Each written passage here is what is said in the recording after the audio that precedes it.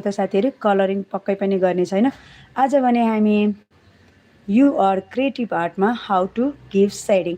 Suppose यो एकदमै साथीहरूले एकदमै सिम्पल चित्र बनाइसक्नु भएको छ र त्यस चित्रमा हजुरहरूलाई सेडिङ गर्न मन लाग्यो भनेदेखि साथीहरू साधारण पेन्सिलले पनि कसरी सेडिङ गर्न सकिन्छ त भनेर म हजुरहरूलाई देखाउँछु। मैले चाहिँ साथीहरू एकदमै सानो लिड लिएको छु। यो चाहिँ भनेको हाम्रो 2B र लिड चाहिँ हो हाम्रो 0.5 को।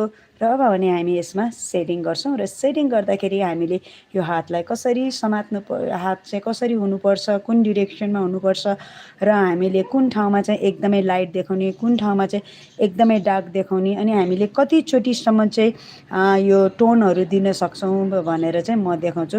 नर्मली हामी 4 चोटिसम्म चाहिँ एकै ठाउँमा टोन दिन सक्छौँ साथीहरू। अब भने काम सुरु गरौँ है त। र नयाँ साथीहरू